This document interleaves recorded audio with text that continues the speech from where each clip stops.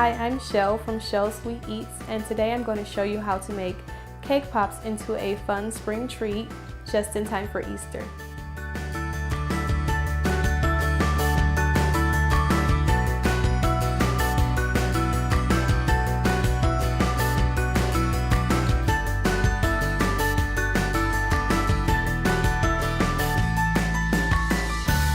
The first step is to take a freshly baked cake. You can either use a cake that you baked, or you can use cake scraps left over from a previous cake.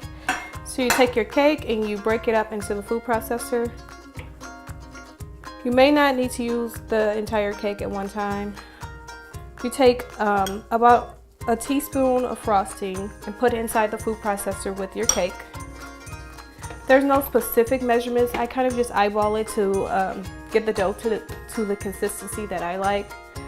So as you put your cake and your frosting inside the food processor, you just pulse it a few times until the cake begins to crumble and the dough starts to form. You want it to be almost like a Play-Doh consistency, so you slowly add in frosting until you get your desired texture.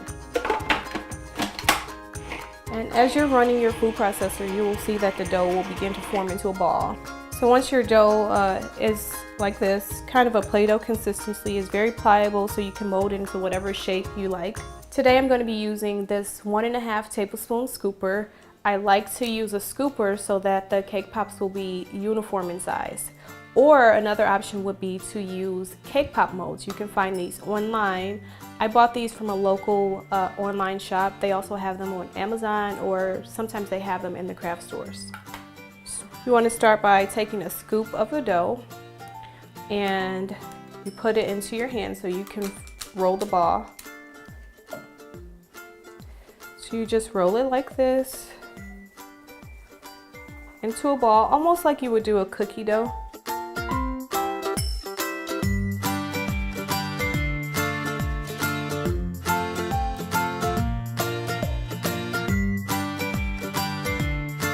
So after you're done rolling your cake pops out into balls, you want to put it in the fridge for about 10 minutes to chill them. Make sure you don't leave them in there too long, because when you dip them in the chocolate, it has to be a similar temperature, because if you don't, the chocolate will crack. So while your cake pop balls are chilling, I'm going to show you how to make these little bunny butts and bunny ears so that you can use them to decorate your cake pops. I found this mold at Joann's Fabrics. It was about $4. It's something cute just to add a little bit of extra decoration to your cake pops. So to make this style, I'm going to be using pink and blue Wilton's candy melts and the white Ghirardelli candy melts. The first step would be to take either your pink or your blue and fill in the designs. It has a little tail and little paw prints inside, so I like to do them in the contrasting color so that they'll stand out. So I will show you here to just fill in the tail and do the same thing for the ears.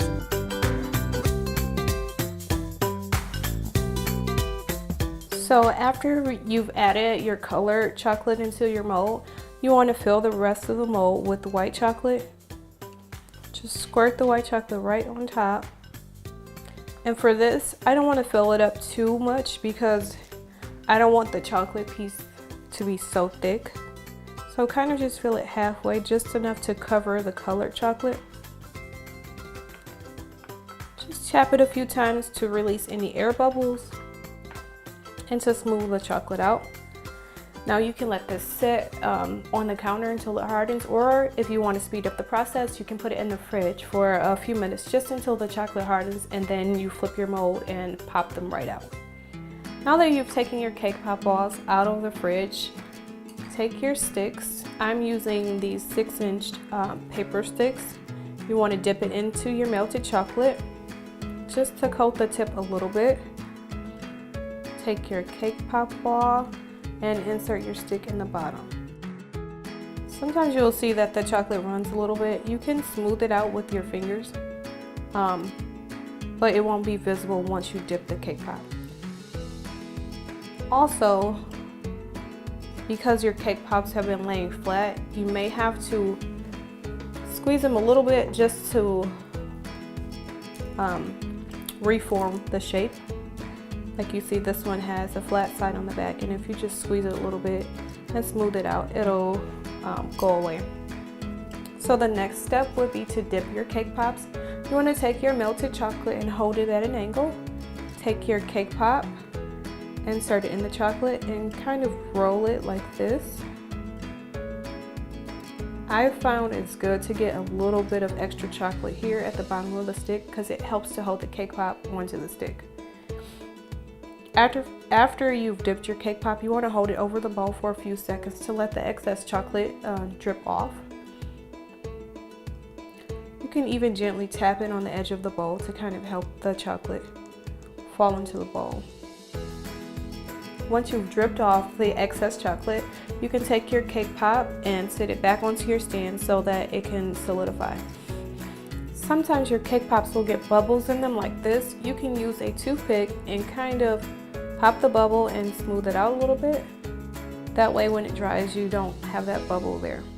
So here I have the chocolate bunny butts and bunny ears that I made. It's all solidified now, so I'm just going to pop it right out of the mold. This is a silicone mold, so it's really flexible and it's easy to get out. So if you just put your fingers under the bottom of the mold and just pop it right out, you can see you have a perfect shape. You do have to be a little gentle if you did them a little bit thinner like I did, because you don't want them to break. So to get your chocolates onto your cake pops, I like to just squeeze a little bit of chocolate on the back to act as a glue, and then you can stick it onto your cake pop. Hold it for a few seconds just so it can stick and hold in place. And the same thing with the bunny ears. I just squirt a little chocolate on the bottom of the bowl and stick it right on the top of your cake pop. For this one, I'm just going to pipe a pink stripes or a design with pink stripes across it. So you would take your piping bag with your pink chocolate in it and just move it in a backward forward motion like this across your cake pop and slowly rotate it so you can get a stripe design. Once you feel like your cake pop is covered to your liking, you can put it back on your stand to dry.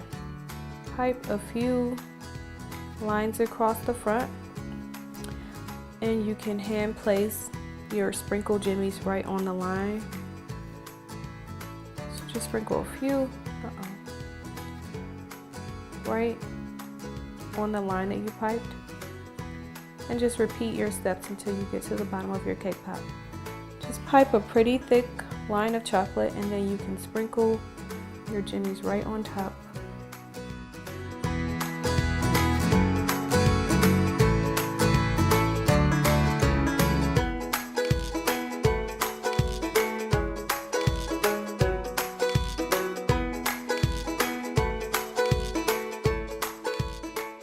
And if you want to take your cake pops a little bit further, you can put it in a nice basket like this. I bought this basket from the dollar store. Inside I have some floral foam and some paper shreds.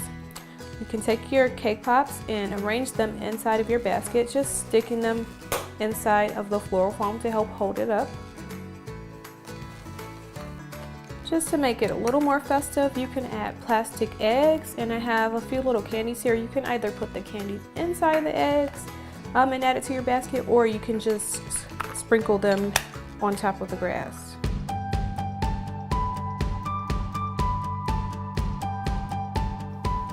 And that was an example of how to make cake pops and turn it into a festive Easter basket without your traditional chocolates.